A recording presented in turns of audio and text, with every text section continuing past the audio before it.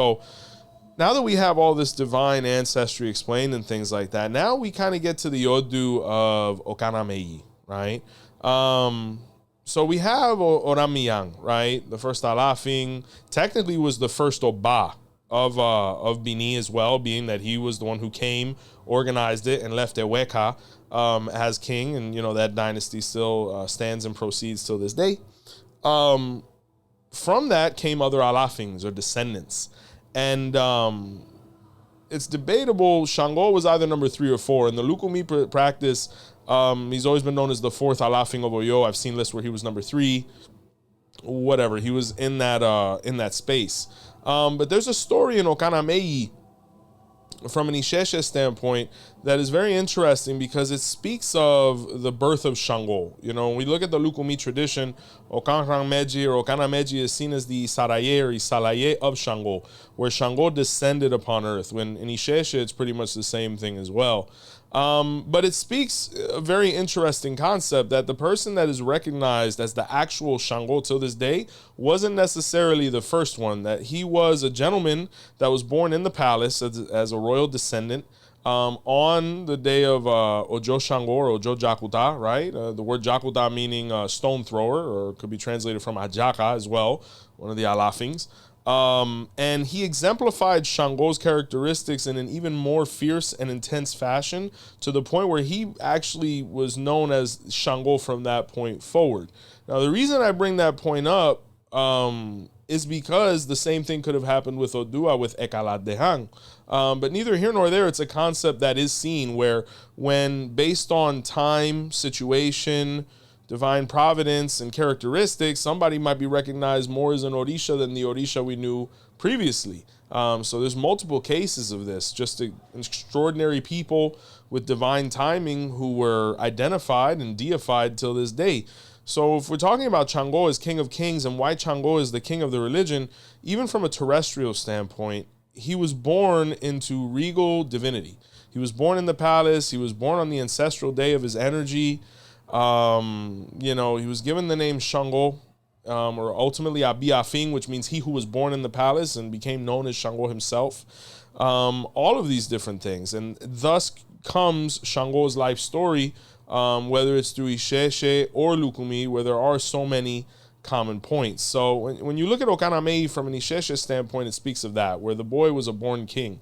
Now, when you look at Odu Ifa and all the different versions of Shango's birth, there's quite a few.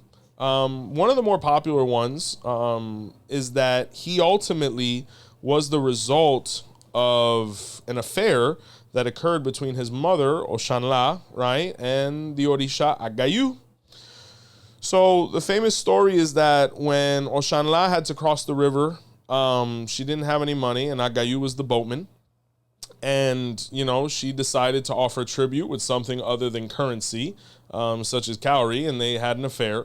And from that, she became pregnant. Now, she was officially married to 𝗀𝗏𝗍𝗲, and 𝗀𝗏𝗍𝗲 looked at the timelines and things like that. He's like, oh, you're pregnant, that's great. But when the boy was born, he kind of looked, he said, man, he don't look like me. But, oh, no. And so, but he kept it moving. He loved the boy. He looked at him, he said, he's everything I'd want in a son.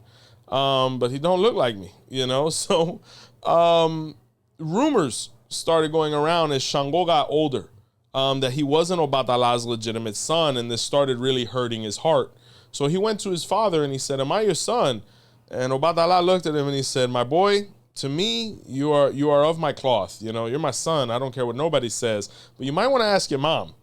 So he went running to his mother and he said, is 𝗀𝗏𝗍𝗲 my father? And she said, son, I don't know how to explain this to you. You might want to go see Orula. So everybody was tossing the poor thing around. Emotionally, it must have been Confusion, a real wreck. Yeah, completely.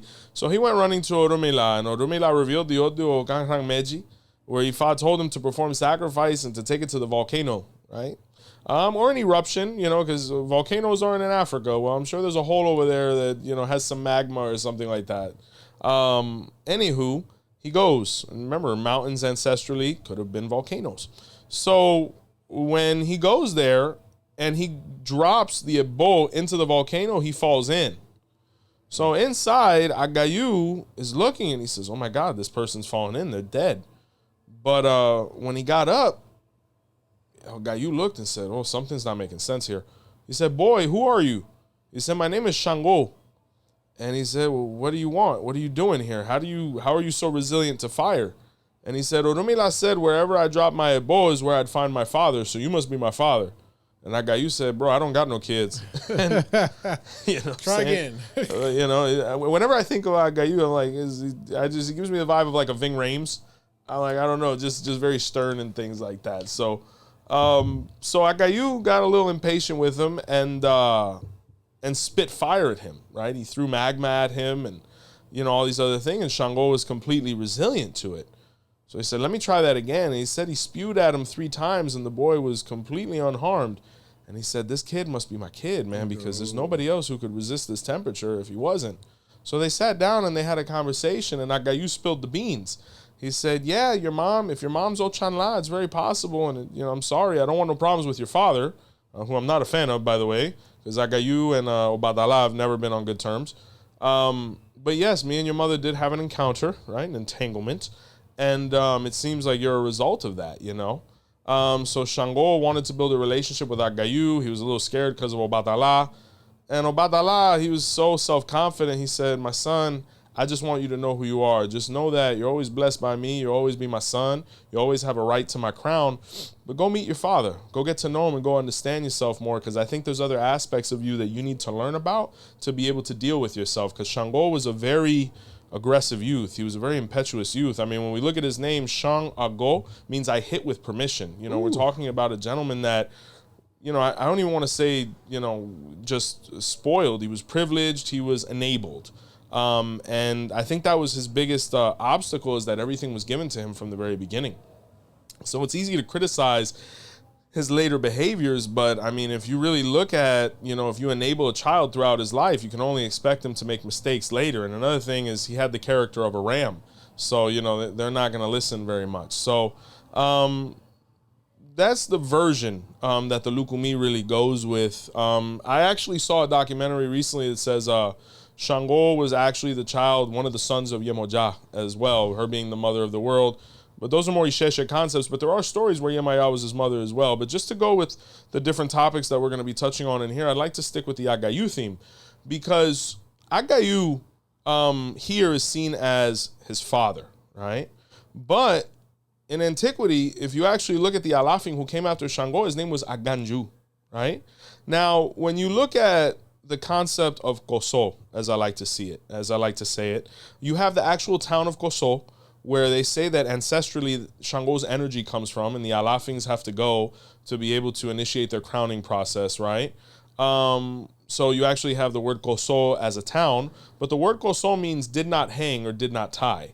So Shango has always been famously known as 𝗿𝗏𝗸𝗏 Koso, either the king of Koso or the king who did not hang.